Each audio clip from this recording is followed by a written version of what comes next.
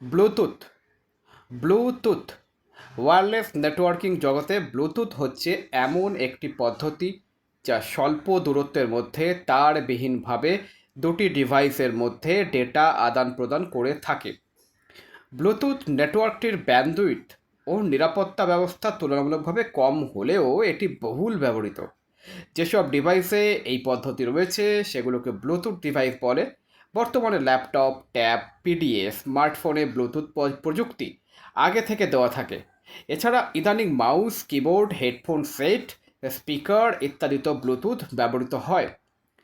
এটি একটি personal area network PAN, PAN, 2.45 gigahertz ফ্রিকোয়েন্সিতে কাজ করে এবং এর ব্যাপ্তি 3 থেকে 10 মিটার হয়ে থাকে।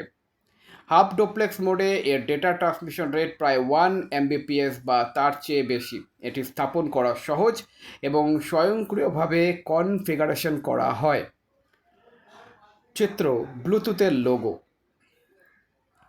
ব্লুটুথ নেটওয়ার্ককে পিকোনেটও বলা হয়। এর আওতায় সর্বোচ্চ আটটি যন্ত্রের সাথে সিগন্যাল আদান প্রদান করতে পারে। এর মধ্যে একটি মাস্টার ডিভাইস এবং বাকিগুলি স্ল্যাব ডিভাইস হিসেবে কাজ করে। কতকগুলো পিকোনেট মিলে আবার একটি স্ক্যাটার নেট গঠিত হতে পারে।